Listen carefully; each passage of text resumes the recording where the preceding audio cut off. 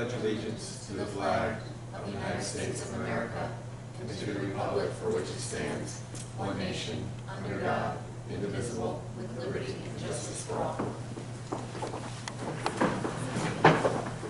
Okay, we do have a couple of district announcements that Dr. Watson would like to share. Yes. Yesterday, the district held its annual district-wide spelling bee for students in grades 4 through 8. This year, the event was held virtually, with participants joining by video conferencing. Congratulations to our winners. In first place, Pornami Parampali. Second place winner, Annika Sohn. And our third place winner, Ariana Davis, all from Troy Middle School. These three will go on to represent the district at the regional spelling bee this spring. Congratulations again to our winners and to all the students who participated in the bee. We are incredibly proud of you. Thank you very much. There's no input on public input, so we'll right to our update from Mr. Carmelo. Okay.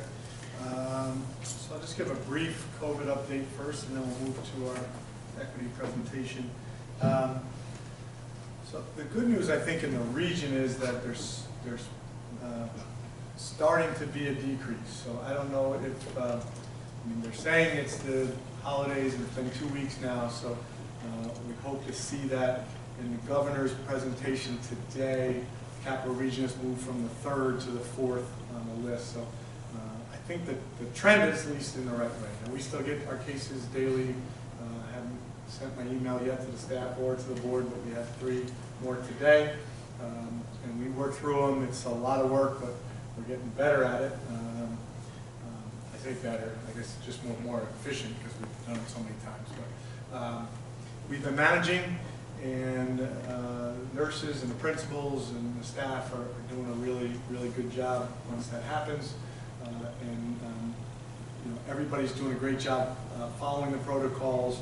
So the exposure has been limited once we have cases, because people are following the things that we put in place for the most part. In my emails, I keep asking them to stay vigilant and keep reminding them to do that. So I think as the winter moves into the spring and we get further away from the holiday season, I'm at least hoping that this trend downward continues. The vaccination, we don't have numbers yet, but the anecdotal message I'm getting is that many of our employees have already gotten the first dose. You remember we talked last time that the governor announced that all people that work in education are in that 1B, and so now they're all eligible. The sites filled up very quickly. I think the SUNY site was out till the end of March, and I think they stopped that one now for now because they got to make sure they got enough doses of vaccines coming in. The governor said that today too, that he's getting 250,000. Is that monthly? Is that what it is? Weekly. He was hoping to get more, but it stayed steady. And so he parses those out to the state sites and then to pharmacies and hospitals and the local health departments as he sees fit. But we have a lot of people signed up and a lot of people already gone. We're thinking about putting a survey out just to see if we could get a number of our staff that have been vaccinated. But obviously, the more people that get vaccinated, the better place we'll be in. So if we get that survey out, certainly share those results with the board. One thing, I guess it is COVID related, we're working on those surveys. We're almost done for February 1st, so people should be getting their official notice. I think we can finish it up this week. Transportation is the last thing we're working on. And so by next week, which will give them a week in advance, we'll make by the end of this week or very early next week, we'll let parents know. The good thing is all the parents are going to get their choices, ones that wanted to come back or ones that wanted to switch to remote. We've had to have some creative solutions. There are different solutions depending on the building. Some classes have to move to a bigger space. Some classes are going to use the overflow room. Some remote classes are turning to in-person. There's a whole variety of different solutions, but they all fit all the Department of Health and CDC guidelines and protocols. And so we were able to, which we were nervous about, but we were able to get everybody the choice that they wanted.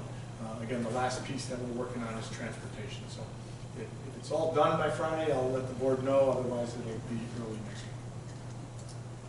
That's it. Great, thank you. Next, we have your equity presentation. Okay, I'm going to start, but then I'm going to turn it over to Dr. Watson for a lot of it. The last couple of workshops, and I think it's a good idea by the board to have a presentation at the second meeting of the month on things that are relevant at that time. So we did our RTI presentation last month, and this month we're going to talk about our equity committee. And actually, just a quick aside, it was suggested that next month be a capital project update. It's probably a good time for that. We got that approved over a year ago now, and so it's probably time to get an update from Mr. Hotailing and the architects and EW Works. So we'll do that at our second one in February. We've had 2 district-wide equity committee meetings. Our second one was yesterday. They've been very, very productive. Really, I'm so pleased with both of them. And again, I'll have Dr. Watson go through the PowerPoint presentation. I just want to thank Mr. Flowers and Ms. Coles, who were on that committee as board representatives. But we have representatives, I think there are almost 40 members from across the district in all different roles.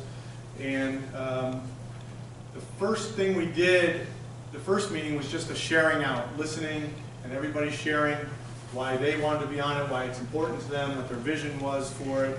And we then, Dr. Watson did most of the work. We then grouped those answers for last night's meeting, and then looked at some survey results of our district survey.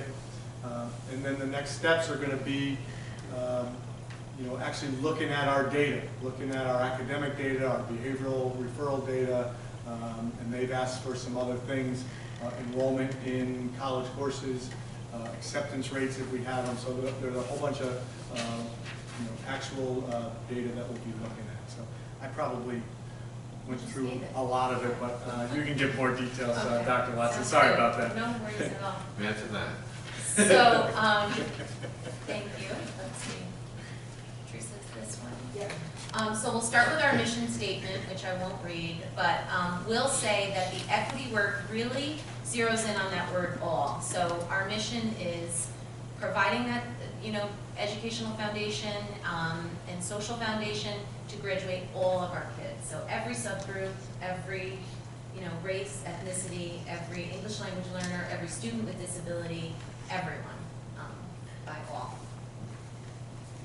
So I'm not going to go through every bullet on this slide, but as you know, if you've been listening for the last couple of years, we've been talking a lot about efficacy, which is our district-wide initiative around school improvement.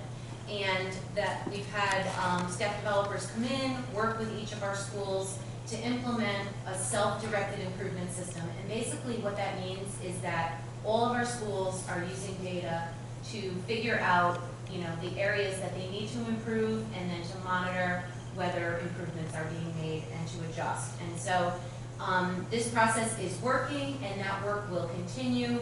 As Mr. Carmelo has mentioned before, we used to have a board goal around data, and we don't even have that goal anymore because really it is how we do business.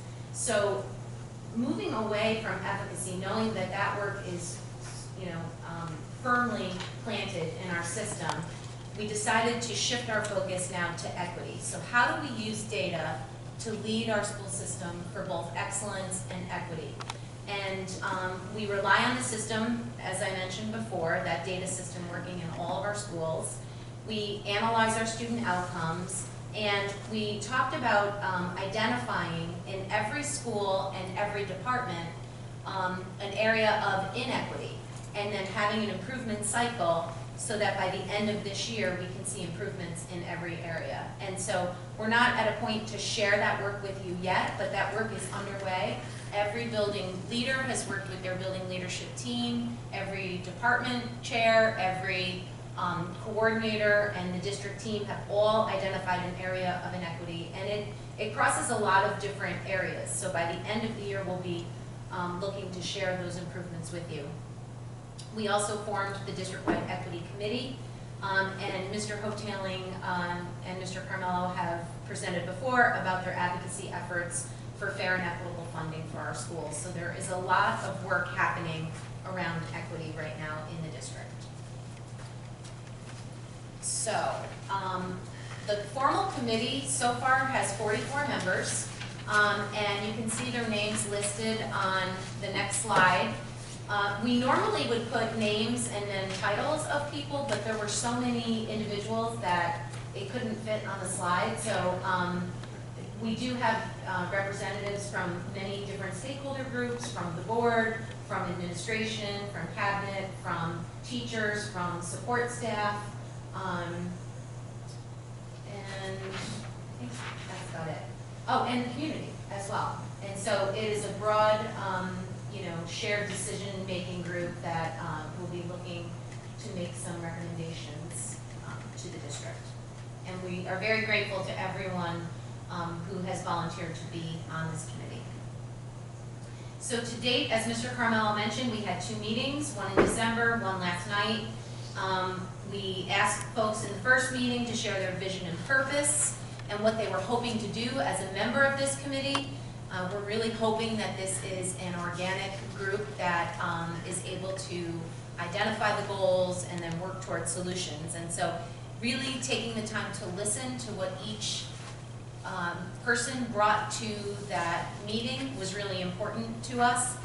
And at the same time, we were able to evaluate survey data, and many of you probably received surveys in the mail if you have children in the district, asking you to rate a bunch of different areas from leadership to curriculum, teaching and learning, social emotional programs, and family engagement. And this year we added a bank of 17 items related to equity. So some of the questions asked about if students were treated fairly, if all genders, whether students identify as gender A or gender B or gender C, are they all treated fairly? And we asked families and students and faculty and staff to respond to those issues. We also had questions about whether or not racism exists in the district and the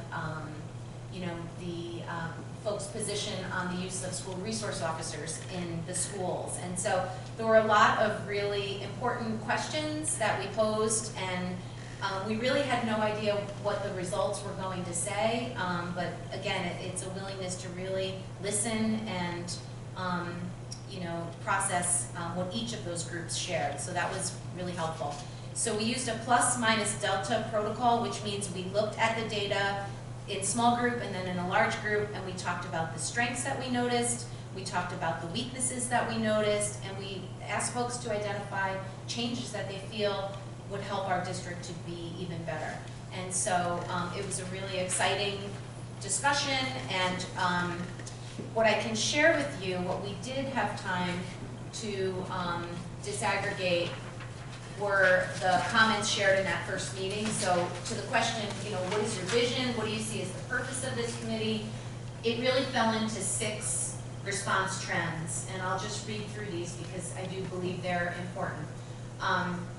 The first is the need to ensure that our district is moving forward in actionable, sustained, and measurable ways. So that idea of efforts around equity being sustained over time, not tied to any individual administration or, but really a system much like our data use that will, outlive all of us. So work around equity that will truly be sustained over time. 2, the need to ensure that school environments in Troy provide equity and opportunities and outcomes for all students. And this would include some of the ways that were shared by various members of the committee, included race as one way, English language learner status as another, ethnicity, students with disabilities, and there were others, but those were some of the bigger ones that were repeated. So again, that notion of equity as it applies in a variety of ways. Number 3, the call to examine curricula to ensure cultural responsiveness so that all students are seen, represented, and heard. And so here we really talk about, I mean, you know, every year I come and ask to be able to buy more books, and you know, filling classrooms with books where all students can read something where they can see themselves represented in those materials, where we're teaching multiple perspectives, you know, throughout history, and making sure that we are looking at our curricula to make sure that it is culturally responsive in nature. And so that has been a big push for us. I was happy to hear the committee members speak to that, and it was more than one. We talked a little bit about some behaviors, and we kept coming back as a committee to the fact that if students are engaged and they're connecting with what it is you're teaching, that, you know, that is the best, in addition to the relationship with the teacher, that is the best classroom management you could ask for. So again, looking at curricula. 4, the importance of and commitment to courageous conversations about race and equity, and really breaking down bias. Understanding, you know, that sometimes we're going to have different views on things, or we might have our own implicit bias that is operating, and being able to bring that to each other's attention and talk about that, maybe even, you know, have some conflict about it, but then resolve it and move forward in a way that is empowering and enlightening for everyone. So not being afraid to have those tough conversations. Number 5, the opportunity to collaborate with other groups. So there were a variety of times where people said, oh, this is going to really help. The TTA, for example, has a Together We Rise initiative. Our Social Emotional Developmental Learning Committee has a number of social emotional wellness programs that they're trying to support, and also there are a number of initiatives in the community. And so the idea of collaborating together to achieve greater impact. And there were many people who said, we, not me, or work for myself personally and the committee, so I and us, and there was a lot of comments like that shared. And then finally, the call to examine data, systems, and structures within the district through an equity lens and make recommendations for change. So whether that is a board resolution, an updated policy, I mean, it can be a variety of things, but really looking carefully at the system to make sure that our system is fair and that we are not having a system that is racist or inequitable in either opportunities or outcomes. And so that's sort of a self-reflection at the bottom. So I think that's it. We wrote down a number of, we're still analyzing the results of the survey. So as Mr. Carmelo said, each group shared out, each group looked at just one stakeholder, so just the students or just the families or just the faculty. And so now we're sort of compiling all of that information so that we can do what we did with the vision and the purpose, which is to say, these are the trends in strengths that we noticed, these are the trends in areas that we need to improve, and these are some specific changes that we think we can make in the short term and or long term. So that would be probably the focus of our next meeting. Yeah, that along with the data that I mentioned before. So we did the survey data, now we're gonna really look at some of the data in our buildings and throughout the district. So the next couple of meetings will be that probably, and then we'll be looking at, as Dr. Watson just said, some short-term goals and then some longer sustained goals for the committee and for the district. That will certainly share those with the board and get the board's approval on those. Matt, I didn't know if you wanted to share anything that we may have forgotten, or from your perspective, the first 2 meetings of that committee? I think my biggest takeaway is that because of the large number of voices, I think we're getting a pretty adequate representation of the feelings people have toward this particular group. I don't think anyone has held back, which is great. I think a lot of things are going to get brought to the surface that make these tough conversations happen, and I think that's wonderful. Yeah. Thank you, Matt. It's a great point. And so he's right. And I think that goes to what Donna said when she put the committee members up there. So, Dr. Watson and I help run the meeting, but, we're not really the superintendent, assistant superintendent in there, and people are just being honest and sharing their thoughts, and there is a wide range of perspectives there, and people can disagree, and people can be emotional and passionate about it, and we want that, and it's what's made the first 2 meetings so productive. And Dr. Watson and I, the next day, for both meetings, came back and said, wow, that went really well, and I think this committee is really going to get some good things done. So thank you, Matt, for that, and I appreciate you being on the committee. That's all. Thank you. Thank you. Does anybody have any questions, comments? No? Okay, we'll go into our action items. Superintendent recommendations, human resources, staff matters, unclassified, motion for consent agenda items 1 through 6. Second. Any discussion? All those in favor? Aye. Opposed?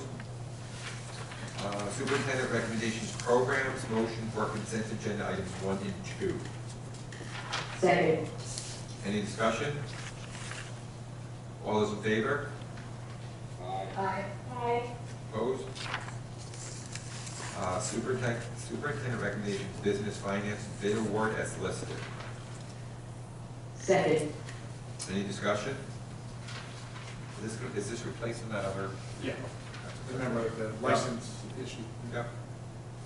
It's a great price. Can we get you one? That might be another story. All those in favor? I got it. Aye. Discussion of future meetings. Our next meeting will be, actually, they'll all be here at the middle school. Will be February 3rd at 6:30, February 24th at 6 o'clock, and we will have a capital project update for that meeting. Gives you enough time. Yeah. Oh, yeah. And then March 3rd at 6:30. Does anyone have anything they'd like to add before we adjourn? Bring up, comment? Quiet punch? Okay. Motion to adjourn. Second. All's in favor? Aye. Aye. Thank you all. Stay Thank you, safe. everybody. Have a good night.